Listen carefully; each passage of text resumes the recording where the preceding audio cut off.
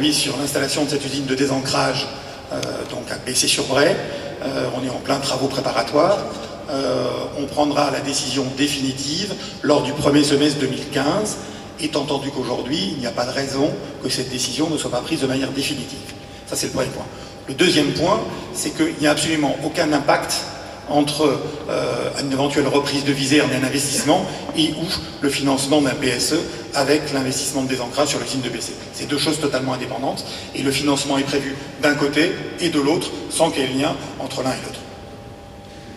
Oui, monsieur Bédard, c'est vous qui dites qu'aujourd'hui, qui allez juger si son projet est viable, mais moi, connaissant votre passé, ce que je viens d'entendre, moi, j'ai aucune confiance en vous. Je vous le dis. C'est pas à vous à juger si le projet est viable. Alors, moi j'entends très bien ce que vous dites. C'est pas moi qui jugerai, puisque de toute manière, à la fin, si vous voulez que je balance, entre guillemets, vos potentiels co-licenciements par la fenêtre à n'importe qui et n'importe comment, et que tout ça disparaisse et que derrière vous n'avez rien, ça sera votre sujet. Vous ne viendrez pas me dire après que j'ai dit n'importe quoi. Alors, une fois que j'ai dit ça, c'est pas moi qui prendrai la décision définitive. On verra comment ça fonctionnera. On verra quand fonctionnera. Je me permets juste d'attirer votre attention sur ce point-là qui me paraît être un point de vigilance important pour vous. Voilà. Et je le dis et je le redis, l'État français, qui effectivement est également sur le dossier, sera à sa manière aussi, je pense, extrêmement vigilant. Je me permets, puisque vous mettez entre guillemets en doute mes compétences et vous êtes tout à fait en droit de le faire, je voudrais juste remarquer que Vertaris, à ma connaissance, ça n'a pas non plus été un succès total, et allez demander au personnel de Vertaris ce qui s'est passé pour eux, on en reparlera tous les deux à un moment donné. Une question? Oui, je veux bien. Oui. Allez leur poser la question, on en reparlera tous les deux. Oui, moi pourquoi vous voulez mettre une station de désancrage dans un endroit où il manque d'eau pendant 6 mois dans l'année?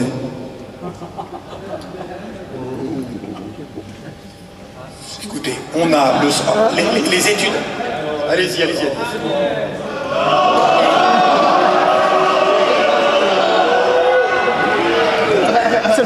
Alors, la station de désancrage ne consommera pas plus d'eau que la machine à papier actuelle, donc ça ne change absolument rien sur les besoins en eau de Bessay. Par contre, les bandages d'égout à Bessay, vous parlez peut-être embêté. Et alors, ça fait partie des choses qui vont... Oui, enfin, les bandages de boue, merci, on s'en occupe et on est en train de monter le dossier pour pouvoir étendre notre champ d'épandage. Donc il n'y a pas de souci particulier sur ce point-là non plus. Là, on a eu une extension de plan d'épandage, enfin, je pense que vous le savez, et donc nous on n'a pas de problème d'épandage au niveau de Bessay. On a même commencé à enlever les boues historiques que l'on avait sur le site, qui étaient stockées depuis 2003. Il y a des questions?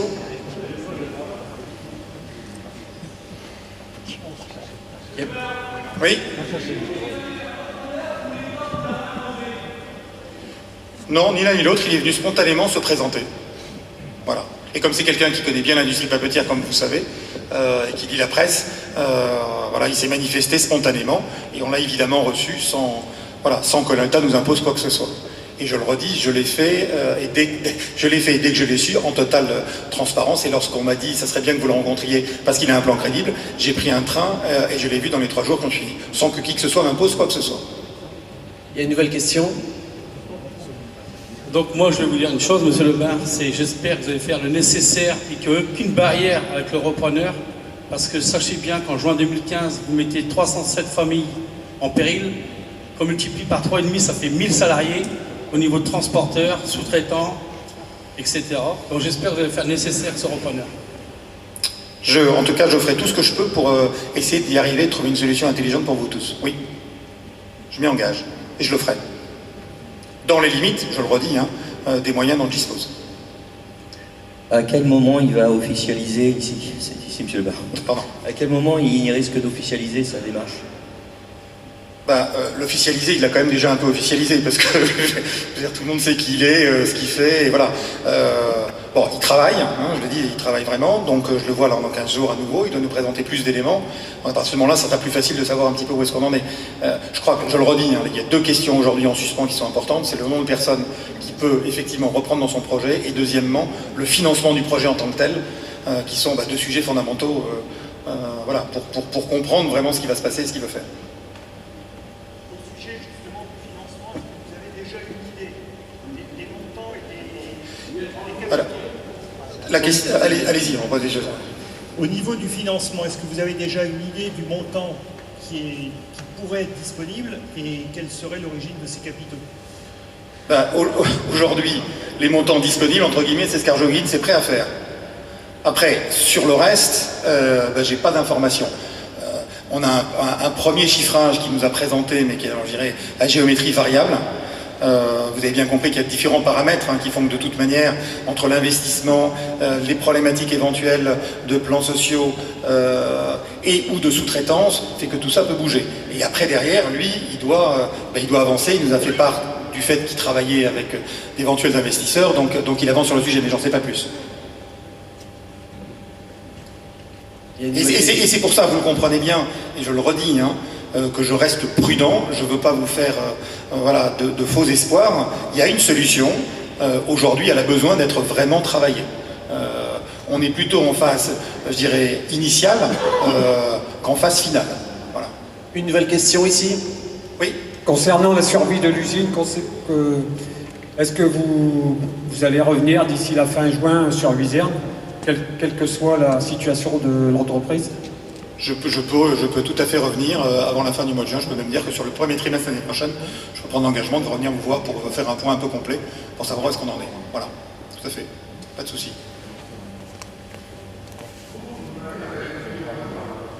Pardon? Attendez, j'entends pas. Pour vous, nous, on a fini au mois de juin, ça. Bah, pour moi, les choses quand même sont très claires. De deux choses l'une, soit on a trouvé une solution et il y a un repreneur qui reprend l'usine et l'usine continue et de toute manière elle ne fera plus partie du périmètre d'Arjowiggins. Donc on aura, comme je l'ai dit, cédé pour 1 euro et il y aura pour vous effectivement un nouvel actionnaire à travers la présence d'un repreneur. Si malheureusement on n'a pas de repreneur, il faudra effectivement que l'usine soit fermée à partir du début juin 2015. Oui.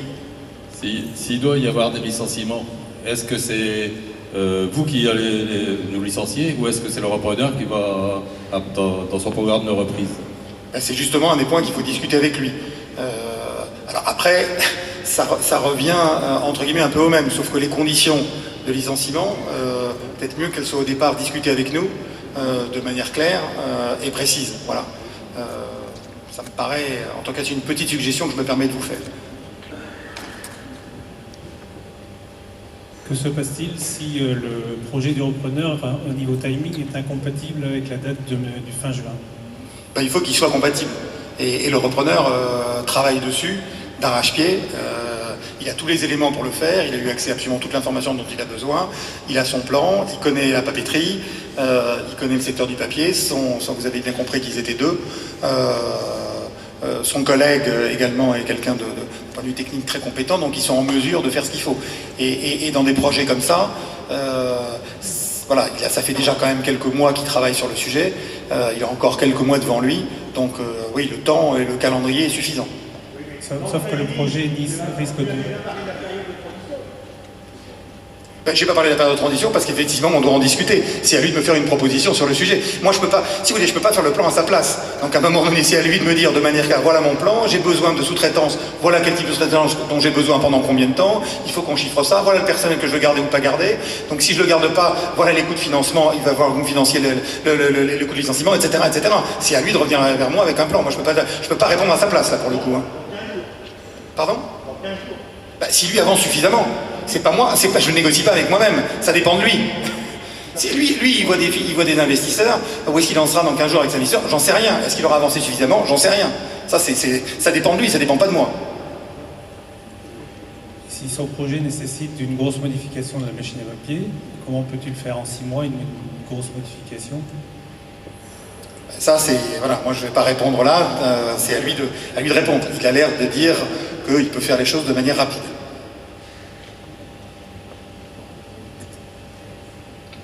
Comment vous percevez, lui, alors? Comment je le perçois? Bah, il est crédible. C'est quelqu'un de crédible. Après, je redis, la question, c'est il a besoin d'affiner de manière importante son projet, comme je l'ai dit, à la fois d'un point de vue social et d'un point de vue financier.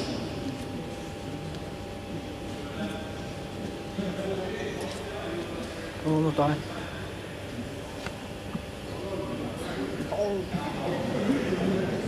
Allez, un micro. Oui, si le projet du repreneur est porteur, novateur, est-ce que vous seriez personnellement prêt à investir comme vous l'avez fait en 2008 votre argent? Alors, Agnès dit il n'y en a plus. En tout cas, il y en a plus beaucoup, pas dans les proportions voilà, qui justifieraient. Et puis je dirais que la deuxième chose, à tort ou à raison, quand j'investis pour être aux commandes. Alors vous allez me dire, il y a vos collègues qui ont dit de toute manière, vu ce que j'ai fait, c'est lamentable, donc voilà. Non, mais je le fais en gérant les choses. J'investis pas de manière minoritaire dans des projets, à titre personnel. Non, c'est pas j'y crois pas, c'est que voilà, alors sauf si le conseil d'administration de Seconam vire et que je me dis c'est une très bonne idée de venir reprendre l'usine de Viserne, aujourd'hui je crois pas que ça soit l'intention du conseil d'administration, donc voilà, la probabilité que je le fasse est faible.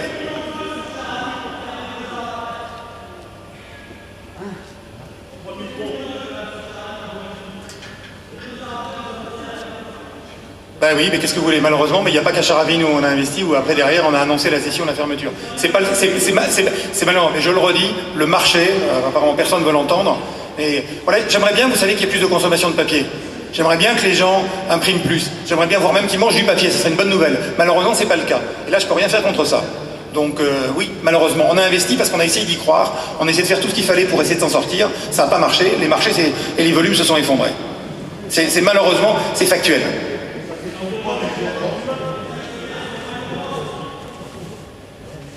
Bien sûr que les actionnaires ne sont pas contents. Ils mettent de l'argent, ils en perdent. Pardon, j'entends pas. J'arrive avec le micro. Gourmands, je ne sais pas en 3, ils ont été gourmands depuis 7 ans. Parce que ça, je peux vous dire qu'en tant qu'actionnaire, depuis 7 ans, ils n'ont pas vu grand-chose. Ils ont surtout remis de l'argent. Voilà ce qu'ils ont fait depuis 7 ans. Donc vous dites gourmands, ils ont remis de l'argent. Et je l'ai dit tout à l'heure, 250 millions d'euros en 2 ans. Et avec un cours de bourse, pour le coup, qui s'est totalement effondré.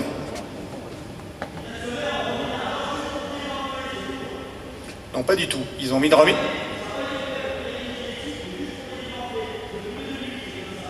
Bon, monsieur Richardi, j'entends vos points. Voilà. Je vous remercie de vos remarques.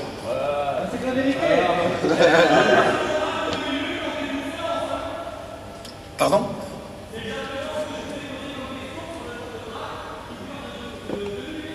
Non mais... Oui, mais depuis... Et c'est pas le démantèlement d'Arjowiggins. C'est malheureusement...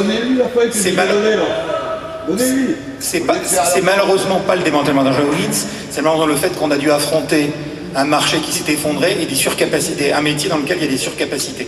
Voilà, alors après vous appelez ça démantèlement si vous voulez. Malheureusement, c'est pas un démantèlement, c'est une opération survie.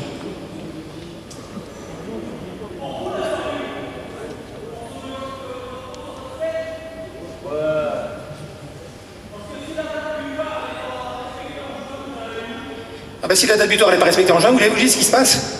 Bah on va tous aller pointer là où il faut. Et puis la deuxième chose qu'il va faire, c'est que... Attendez.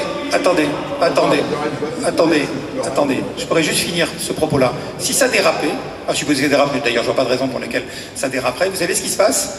C'est que l'enveloppe dont je vous ai parlé, le montant qui est prévu sur la fermeture de Viserne, et où de Charavine d'ailleurs c'est la même chose, et ben elle va baisser. Parce qu'effectivement, il y aura moins de liquidité. Le petit calcul que je vous ai expliqué tout à l'heure. De moins en moins de liquidité, de moins en moins d'argent, et donc de moins en moins de possibilités de payer quoi que ce soit. Voilà, c'est aussi simple que ça. Nous, on va pas travailler, on n'a pas tous travailler.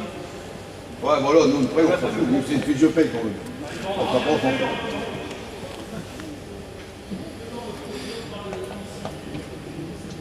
La finition? C'est une bonne question, une question qu'on a posée aux repreneurs. Et effectivement, c'est un des éléments importants de la compréhension du plan qu'ils présentent, sur lequel cette réponse-là ne nous paraît pas aujourd'hui très très claire. Pardon? Oui.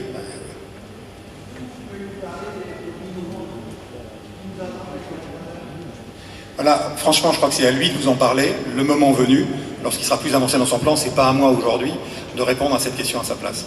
Donc je crois que ça dépend vraiment beaucoup de lui, de l'état d'avancée de son plan, et comme le disait tout à l'heure monsieur, le moment auquel, entre guillemets, voilà, il a plus d'éléments précis pour expliquer son projet. Et c'est pas que je ne vais pas vous répondre, mais c'est pas à moi de le faire. pendant la période de transition, est-ce que vous allez donner du travail pour tout le monde ici, pendant les 6 mois? Ben, pendant les 6 mois, quels 6 mois?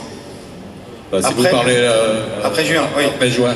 Est-ce que les commandes seront suffisantes pour alimenter la totalité, pour faire que la totalité du personnel travaille? Je vous redis, c'est là où on a besoin de, entre guillemets, négocier, discuter avec le repreneur pour bien comprendre ce dont il a besoin, qu'est-ce que ça signifie financièrement, qu'est-ce que ça veut dire. Et avec cette idée de vase communicant entre une poche sous-traitance, une poche éventuel licenciement et une poche investissement. Et donc là, ça dépend de lui. Là, je ne peux pas vous répondre.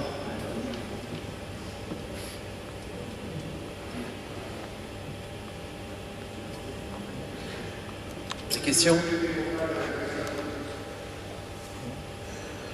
Avec la CASO, oui, on a des contacts avec la CASO. On discute. Qu'est-ce que vous voulez dire? Quel est le sens de votre question par rapport à ça? Si vous avez eu des contacts avec la CASO, ça donne quoi pour l'entreprise? Voilà, la CASO est informée de ce qu'on fait, de comment est-ce qu'on avance. Voilà, après, qu'est-ce que ça donne? On informe la CASO de la manière dont on avance. Si votre question c'est sur des éventuels investissements, est-ce que la CASO peut faire ou pas faire? Là encore, c'est une question qui est à poser au repreneur, pas à moi.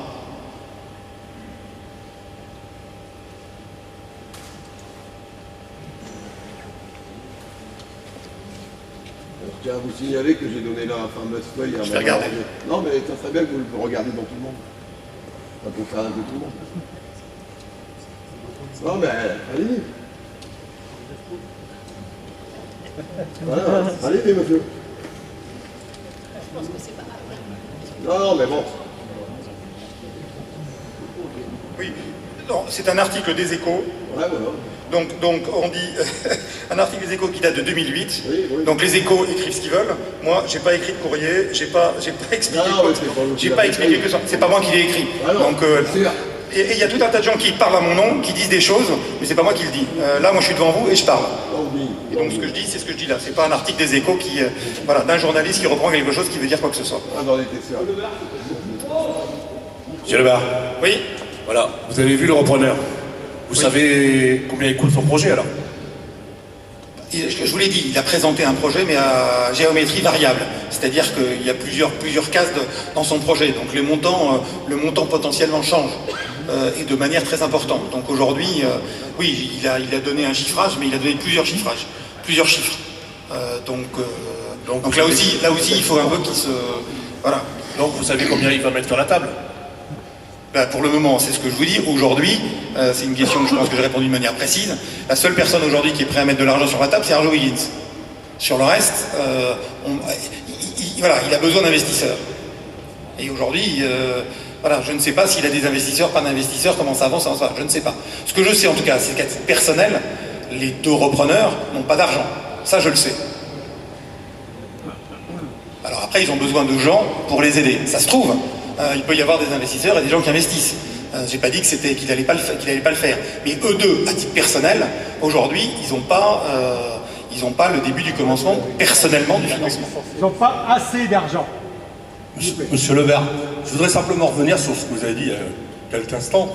Quand vous avez dit, bon, les Échos, ils écrivent ce qu'ils veulent. C'est sûr. Mais je vous ai entendu sur BFM Business, et je vous ai entendu le discours que vous avez en disant que vous allez vous désengager de la branche production. C'est pas le journaliste, c'est vous qui l'avez dit. Sur Internet, c'est pareil. Sur YouTube, vous parlez, je sais pas, mais tout le monde a accès, si bien vous. C'est pas le journaliste. Attendez. Alors vous allez me dire que vous avez un sosie, puis c'est le sosie qui a parlé pour vous. C'est un montage. Sosie, non, et en plus j'ai pas de frère jumeau, donc ça peut être que moi. Donc si c'était ça. Non mais attendez. Vous êtes bien d'accord que c'est vous qui l'avez dit? Attendez. Non, j'ai pas dit ça. D'abord, je voudrais revenir sur 2 choses. Moi je suis là aujourd'hui pour vous parler de Viserne, parler de la situation et parler de ce qu'on doit faire. Donc revenir en permanence sur Monsieur Lebard en 2008, il a dit que c'était le démantèlement Jargeau. Je l'ai dit et je le redis, c'est faux, j'ai jamais dit ça. Voilà, j'ai jamais dit ça, mais après je vais faire une petite précision. Et la deuxième chose, c'est que je suis là pour répondre aux questions des salariés de Viserne au regard de la situation de Viserne et de l'avenir. Donc revenir en permanence sur Monsieur Lebard a dit démantèlement en 2008, laissez-moi vous dire, ça n'a pas beaucoup d'intérêt.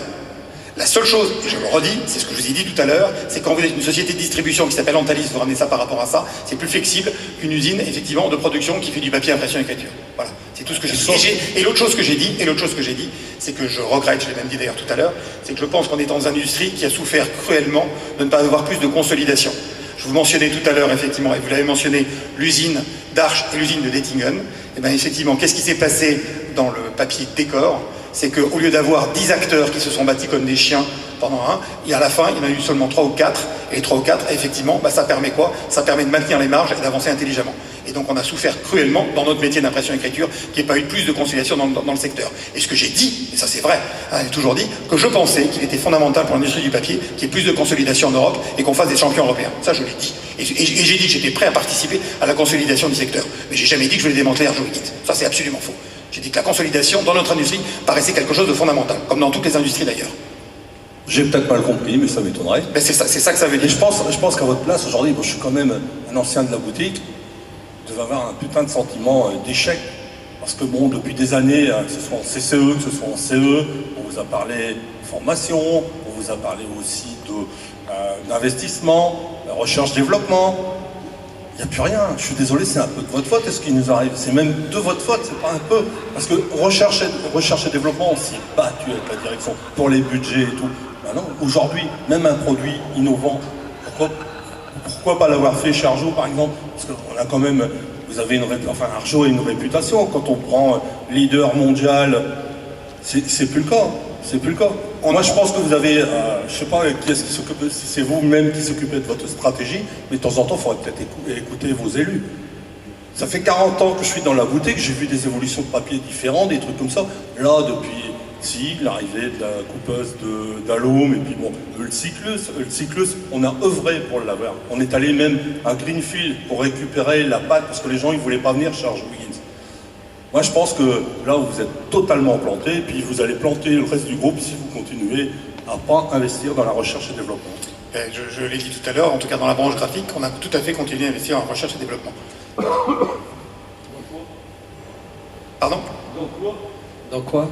Alors, en tout cas, si je regarde les budgets, les différents éléments qui ont été faits, on a dans les enzymes, on a regardé tout un tas d'éléments, on a creusé toute l'activité qu'on a fait effectivement dans les recyclés. Je crois qu'il y a un vrai effort qui a été fait en recherche et développement. Pas que dans l'économie des produits.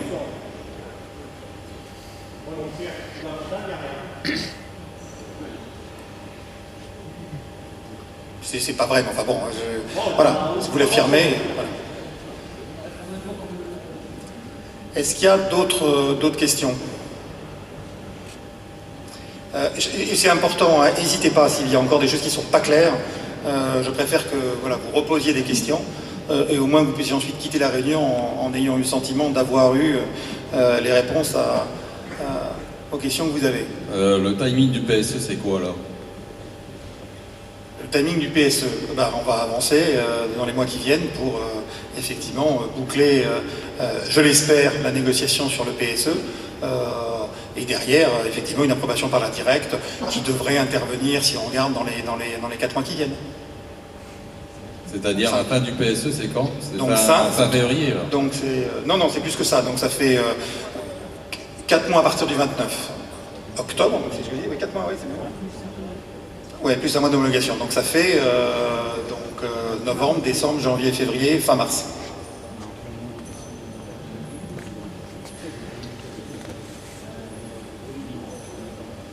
Donc on est exactement dans le même timing qui avait été prévu dans les... On est exactement dans le même timing. Quand vous dites on a perdu assez de temps, moi je trouve qu'on n'a pas gagné de temps. On a gagné ici une survie de garder nos mois de travail, des salaires, mais on n'a pas gagné de temps, c'est pas vrai, parce que vous êtes exactement dans le même timing de ce qui était prévu dans les livres. Enfin, excusez-moi, j'interviens, je redis la même chose. Moi, ce qui me paraît important pour vous, c'est de dire qu'on souhaite avancer sur cette négociation du PSE, et j'ai par ailleurs pris l'engagement qu'il n'y aurait pas de licenciement qui partirait avant début juin 2015. Donc, je ne vois pas très bien ce que ça change. Si je peux me permettre, je ne vois pas très bien ce que ça change. Il y a une seule chose que ça changera, c'est qu'au moins les gens sont fixés et que les choses seront claires. À double titre, un, sur ce que potentiellement ils pourront toucher, et deuxièmement, pour le repreneur, effectivement, le montant exact qui serait mis à sa disposition pour pouvoir avancer dans le cadre de la reprise. Est-ce que vous pensez que M. Vessière serait d'accord pour venir présenter son projet ici devant vous, devant nous? Moi, je pense qu'à un moment donné, il faudra qu'il le fasse, oui. Mais je pense qu'il faut qu'il le fasse à partir du moment où il est plus avancé qu'il ne l'est aujourd'hui. Enfin, si vous voulez, ça ne sert à rien de venir vous expliquer un projet si effectivement son projet n'est pas plus détaillé, qu'il n'a pas les éléments plus précis, comme je l'ai dit tout à l'heure, sur des problématiques de financement et ensuite d'enveloppe entre problématiques sociales, investissement industriel et ou sous-traitance. Donc je pense qu'il a besoin, avant de nous parler, d'être en phase quasi finale. Je crois que ça sert à, voilà, c'est prématuré aujourd'hui et ça ne servira à rien. Oui. Moi, une petite question. Monsieur Desquira a parlé R&D, formation, etc., etc. Vous êtes au courant de qu'est-ce que ça a apporté à Arjowiggins? Tout ce qu'on a pu voir au niveau PEPS, 5S, des réunions, des graphiques, etc. Combien d'argent vous avez gagné grâce à ces procédés? Parce qu'à l'heure actuelle, on est en vente. La machine qui était là, elle est à la ferraille. On a coupé les caisses, les têtes à rideaux, etc. pour qu'il n'y ait pas de concurrence. Mais qu'est-ce que toutes ces réunions, etc., les points 5 minutes ou les messes, ça a rapporté à Arjo? Bah, après, en termes de chiffres, là, je n'ai pas les chiffres du tout en tête, mais ça a amélioré la productivité de manière claire, et donc ça nous a permis, effectivement, voilà, d'être plus efficace et, entre guillemets, de tenir plus longtemps dans un secteur, je le redis, extrêmement difficile. C'est pas rien que mon chariot roule toujours à la même vitesse. C'est carré.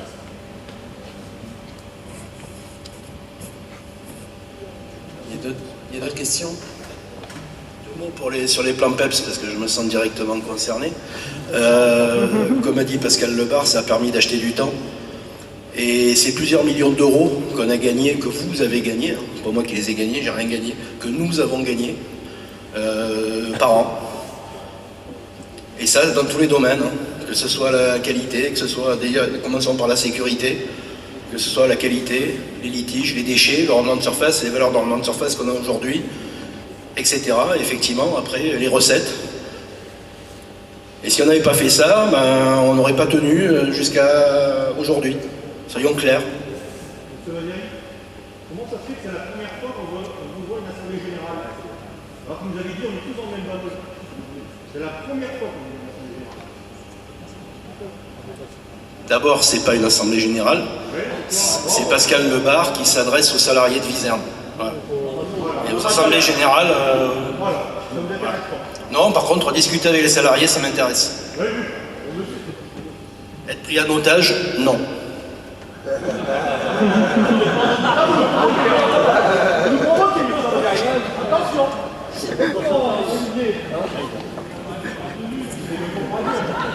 Oui. Oui. Allez-y, allez-y. Est-ce qu'il y aura un suivi des gens qui vont être licenciés? Oui, bien sûr, individuellement.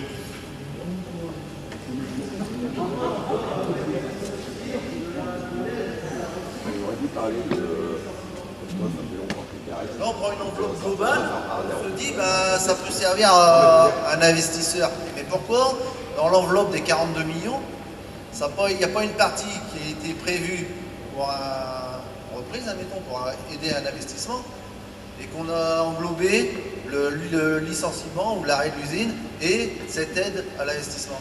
C'est ça que je ne comprends pas. Alors, parce que là, c'est. Je dis volontairement un chiffre, c'est pas du tout, je le redis ici, à titre d'exemple.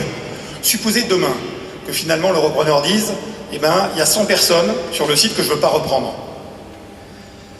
Par rapport à l'enveloppe, et là encore le chiffre des 42 et pas les 42, mais peu importe, par rapport aux 42, ça veut dire que sur cette enveloppe de 42, on va utiliser une partie de cette enveloppe de 42 pour financer les coûts de licenciement des 100 personnes que le repreneur ne voudrait pas. Donc là encore, c'est amateur d'exemple, hein. 42, supposons que c'est 10, ça fait 42 moins 10 égale 32, et donc il ne reste plus que 32 de financement possible sur le projet d'investissement, c'est tout. Et ça dépend effectivement du plan que le repreneur lui-même va présenter. Donc est-ce qu'il va avoir besoin de 100 personnes de moins, 50 personnes de moins, 20 personnes de moins? Il reprend toute l'usine. Dans ces cas-là, il a en théorie l'enveloppe des 42 qui lui est assurée pour l'investissement. Et donc c'est pour ça que je parle de vase communicant. Si on dit après que la sous-traitance, peu importe, sur 18 mois, va coûter à Arjowiggins, je sais pas moi, je dis 5 millions d'euros, et ben ça va être 42 moins 5. S'il y a 100 personnes de moins, et je reviens sur mon exemple de 10, c'est 42 moins 5 moins 10, donc 42 moins 15, etc. Et donc c'est ça qu'il faut qu'on discute avec le repreneur.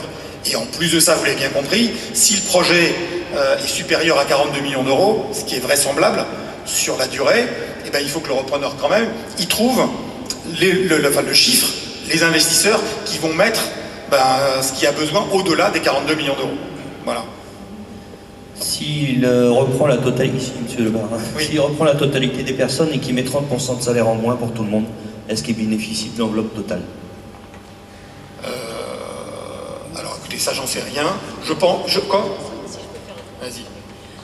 Non, parce que sur ce point-là, c'est soit il reprend l'ensemble du personnel avec leur contrat, donc là il y a, et du coup il bénéficie de l'intégralité de l'enveloppe.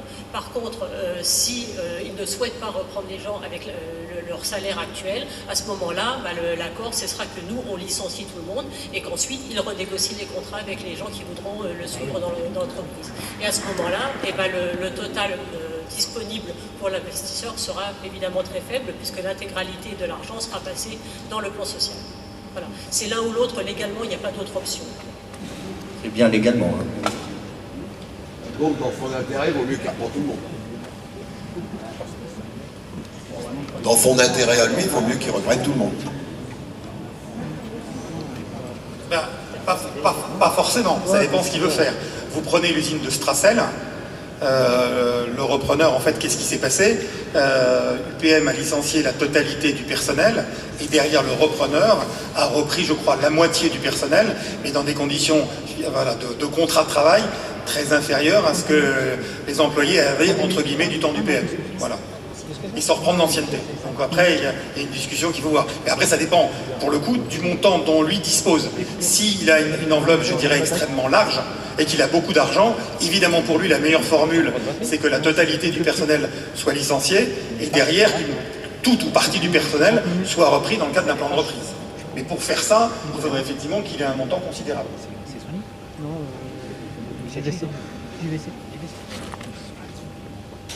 J'ai entendu tout à l'heure les collègues de Charavine dire que vous n'avez pas respecté la période de sous-traitance.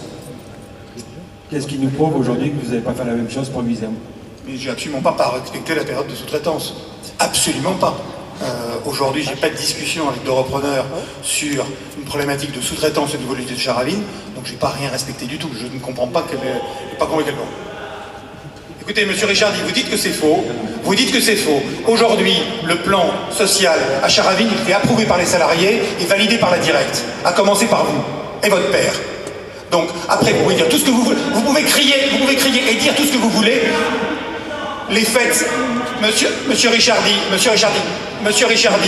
la réalité, laissez-moi parler,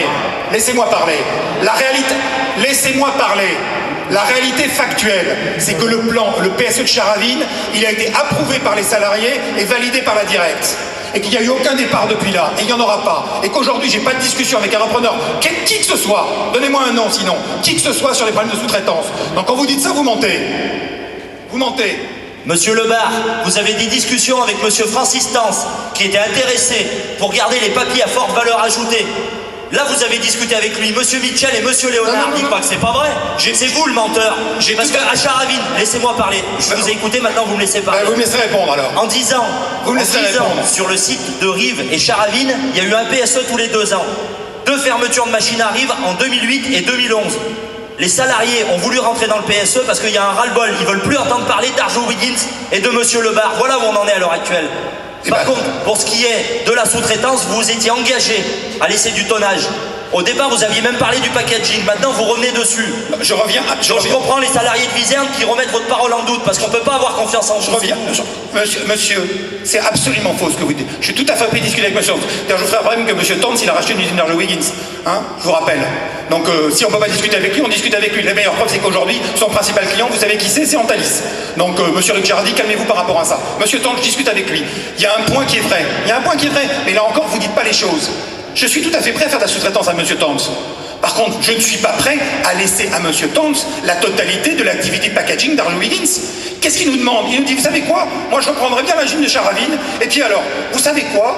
Eh bien, toute l'activité packaging, c'est terminé. Vous y renoncez définitivement et je la garde pour moi. C'est notre stratégie à long terme. Ça fait aucun sens. Bien évidemment, je lui ai dit non. Je lui ai dit, je suis d'accord pour le faire pendant une petite période de 18 à 36 mois, maximum. Mais après, ça reste à moi. Ça reste ma marque, ça reste Arjo Wiggins, ça reste mes papiers, que je vais continuer à produire. Écoutez, réfléchissez un peu. Ce que vous dites est ridicule. Mais ne dites pas que vous négociez pas avec lui alors. Vous dites que vous avez aucun contact avec les repreneurs. Là, vous dites tout et son contraire. J'ai dit que j'avais discuté avec lui. Que j'ai discuté avec lui et que je ne suis pas prêt à laisser effectivement à monsieur Tons la marche Arjo Wiggins sur le packaging de luxe. C'est ridicule. C'est notre première fois au ministère, vous avez dit que vous étiez prêt à tout laisser au départ. Et rien sur Viserne. Vous dites le contraire. J'ai jamais dit que j'étais prêt à tout laisser. Arrêtez, monsieur Ricciardi. Arrêtez. Arrêtez. Ça fait aucun sens. Ça fait aucun sens. On connaît votre fonctionnement, hein, monsieur Lebar. Hein. Plus personne n'a confiance en vous, c'est tout. Bah, et en tout cas, les salariés de Charavine, eux, ils ont accepté le PSE et derrière, ça a été validé par la directe. Donc vous pouvez dire ce que vous voulez. Ils ont accepté le PSE parce qu'ils ne veulent plus entendre parler d'Arjo Wiggins. Et ils font tout pour avoir un repreneur, monsieur Lebar, c'est tout. Monsieur Ricciardi, je pense qu'effectivement, on est à Viserne ici, on traitera ailleurs le problème de Charavine. Je crois que ça suffit. Non, c'est simplement pour dire que vous revenez sur vos paroles et que personne ne peut avoir confiance en vous, c'est tout. Je crois que ça suffit. C'est pour ça qu'on est là, pour pas que vous racontiez n'importe quoi sur le site de Charavine. Je crois que ça suffit. Enfin, le site de Charavine, je le redis, le PSE, il a été approuvé et validé par la directe et personne n'a encore n'est parti de Charavine et je continue de discuter, le cas échéant, avec des repreneurs crédibles. Voilà, ça c'est la vérité, ça c'est factuel. Vous êtes d'accord? Oui, je suis un peu en colère, parce que j'aime pas qu'on dise n'importe quoi, voilà. Et j'aime pas qu'on me traite de menteur, parce que je suis pas un menteur. Voilà, ça c'est la vérité. Et les faits sont les faits. Et je sais quoi que je parle, donc ça va à un moment donné. Je viens de faire un jury, on dit n'importe quoi, mais on dit pas n'importe quoi. Eh bien vous en doutez si vous voulez. En tout cas sur Charavine, le PSE, il a été approuvé et validé par la directe. Et personne n'est dehors. Ça c'est un fait. Ça c'est factuel. C'est pas discutable.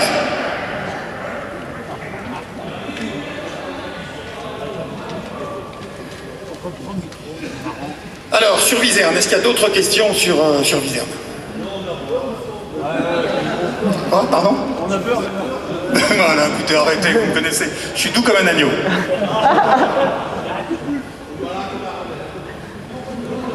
Et quoi, oui? Malin comme un renard.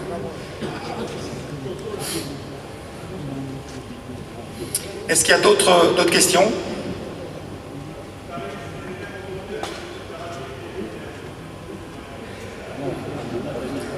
Non.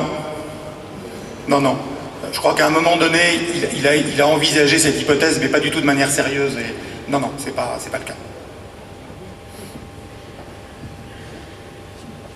Le site de Viserne est vraiment devenu prioritaire par rapport aux deux autres sites? Toujours ici, monsieur Le Maire. Il y avait deux autres sites en Europe du Nord. Est-ce que Viserne est prioritaire maintenant sur son choix? Sur le choix du repreneur?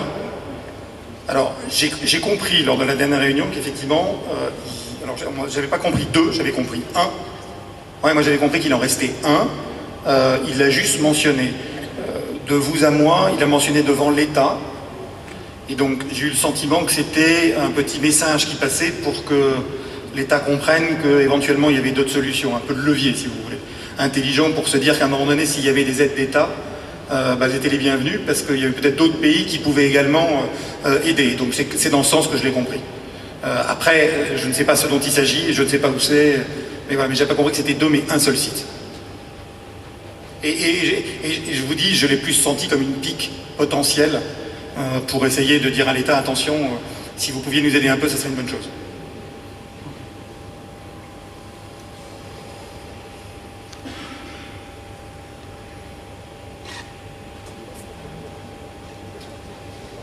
Voilà, donc écoutez, s'il n'y a pas d'autres questions, je tiens à vous remercier pour votre écoute. J'espère que je vous ai apporté les réponses. Je ne sais pas si elles vont satisfaire, mais en tout cas, j'ai essayé d'être transparent et le plus clair possible. Je reviendrai donc vous voir lors du premier, j'y prends l'engagement, du premier trimestre 2015 pour faire un point avec vous. Entre-temps, j'espère effectivement qu'on va pouvoir avancer intelligemment sur le volet social. Et en tout cas, vous pouvez compter sur moi pour essayer de faire le maximum pour que le plan de reprise du repreneur puisse avancer intelligemment et dans la bonne direction pour vous tous. Voilà, je vous remercie.